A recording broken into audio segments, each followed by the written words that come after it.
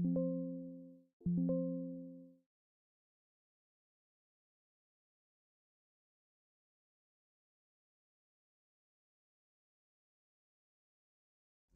the dance floor, she had 2, 3 drinks, now she's twerking. She throw it out and come back in. That's my best friend. She a real bad bitch, drive her own car. She don't need no lift in a strip club. No, my girl gon' tip. Now she twerking, she throw it out and come back in. As I'm a pussy in a taxi, fresh blow out, skin on town, she pretty. But she love blood with a T at the end. I'm a hyper every time, I'm a motherfucking friend. She been down since the jellies and the Bobo. Now we stepping out the Jeep, got my nose. When we pull up to the scene, they be filled with jealousy. If the bitch get finicky, she gon' bring the energy. I hit a phone with the speed like, bitch, guess what? All the rich ass boys wanna fuck. I just ass sitting up, you could look, don't touch. You know, fast bustin' bands every time we link up. That my best friend, she a real bad bitch, got her own money. She don't need no nigga on the dance floor. She had 2, 3 drinks, now she's twerking. She throw it out and come back in. That's my best friend. She a real bad bitch, drive her own car. She don't need no lift in a strip club. No, my girl gon' tip. Now she twerking, she throw it out and come back in. Now my best friend, if you need a freak, I ain't double motherfucker shit. Well, good evening wherever you are on this most pleasant evening.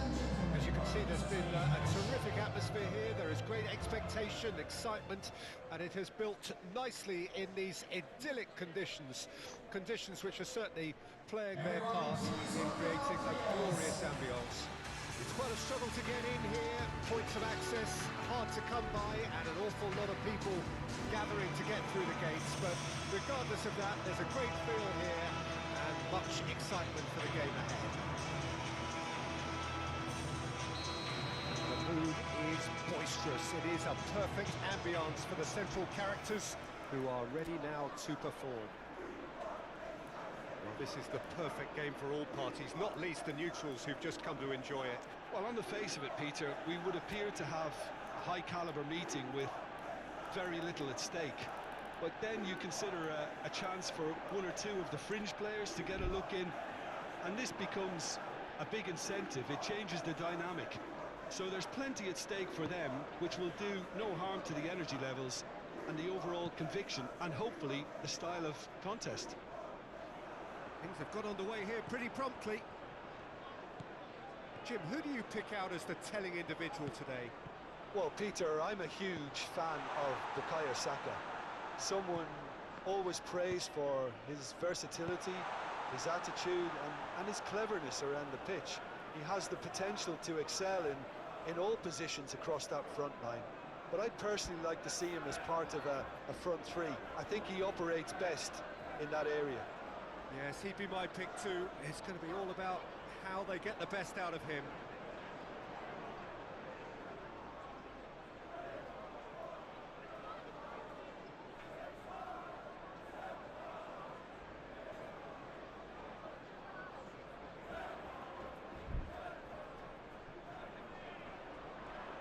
Now, has he got the beating of his marker here?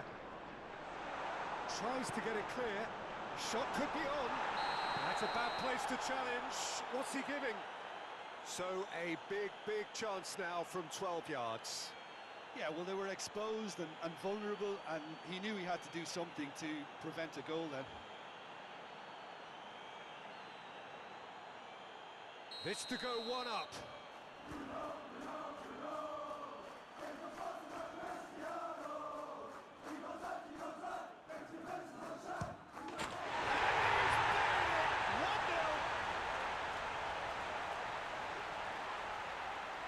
A time for a cool head, and that is precisely what he showed.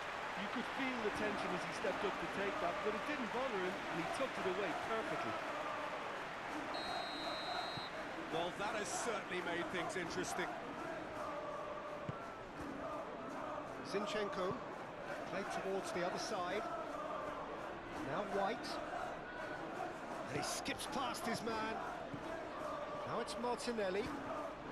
And that has left him in a heap. Well, what's he giving here? No, the referee's judged that the offence took place outside the area.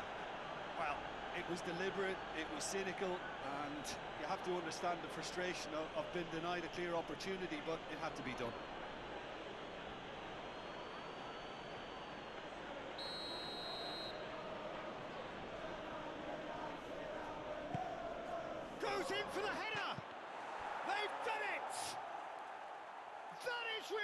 Remarkable, all square in a matter of moments. Yeah, since going a goal down, they've dug in to produce a really fine spell, which for me deserved that equaliser. One perfect ball, one perfect header. Well, look, it's often the timing of the jump that dictates what you can do with any header, and if you get it slightly wrong, then you'll struggle, but that was beautifully met, it really was. And that has added a whole new complexion to the game. Well, I think the players will be buoyed by the fact that they've managed to level things in a hurry. Tails most definitely up now. Gabriel. Arsenal really are pushing their fullbacks forward now. Aiming to do what? Well, it's a case of engaging your opponents further up the pitch to take the sting out of opposition attacks. It's effectively a wide press. Opts for safety. Gabriel. Gabriel cuts it out. Calmly anticipates. Interesting ball. And into the grateful arms of the keeper. Martinelli.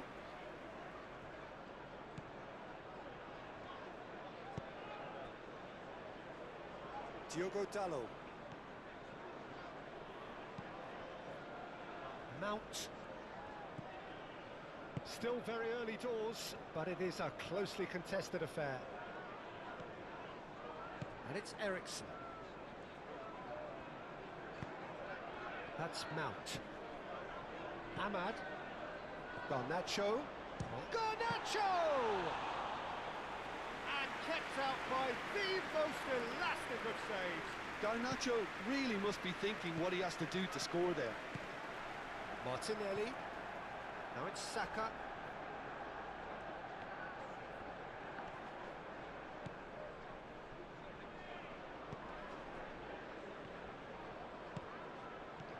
Hoyland. Out to the right. He could be in here. Footballing width usually identifies with running room, and we've just seen a prime example. That's a modern defender's instinct from a modern coach's mindset.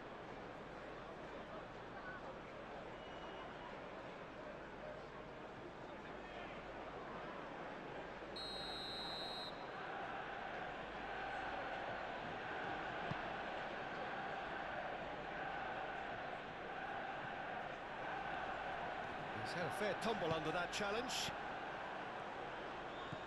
Now it's Havertz. Looking for the runner. Good spot, he's seen the run. Now it's Saka. Saka! Goal! Arsenal! And the game is well and truly turned on its head. That looks like a preconceived plan. Win the ball and then unleash. Arsenal get themselves into the lead.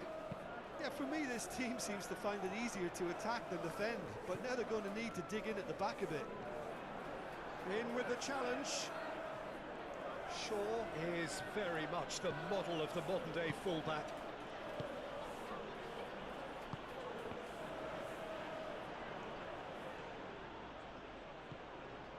Bruno Fernandes.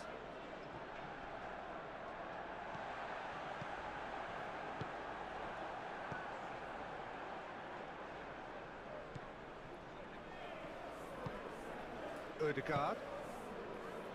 No surprise at all that this is the guy who's had such a positive impact. Well, having that sort of player in your side is reassuring because the rest of the team knows he can make his influence count at any stage. It's simply part of his package. When he really wants to, this fella scores. Martinelli. Havertz! Hits off target and by quite a way. Havertz put absolutely everything he had into that. Maybe better look next time. And we hit half-time. Come in at half-time, largely satisfied with where they are.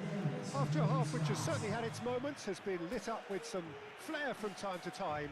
The scoreline in their favour at the break, 2-1. So we reach the halfway point. Oh, what a half. It's been pulsating and totally absorbing. We're actually headed for a potential classic if this carries on. This is insanely good. And we are already promptly back underway. Manchester United don't need to press the panic button just yet.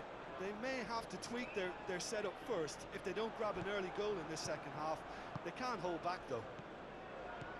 Now it's Havertz. He's a sharp little ball here. Yet another to add to football's endless list of could-haves and should-haves. Ah, quality deserted them when they really needed it. Now then, the ball's come loose. Ericsson. Garnacho. Højlund. Out to the left it goes. Shaw with a massive leap. Saka.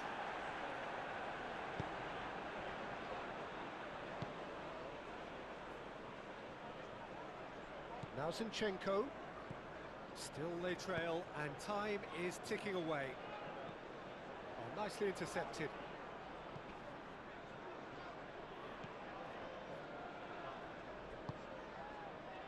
Onana hunts it upfield.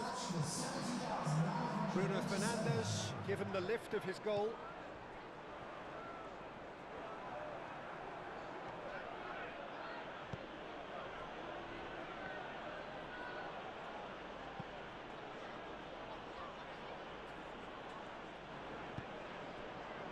Gabriel. Hoisted upfield by the keeper. Well, that is not the best ball, and he offers an apologetic look. Ah, he made it look a bit predictable. Chance! It's in! And with that goal comes comfort. Well, we've seen the hunger to win it back and the focus to make it count. A very tasty combination.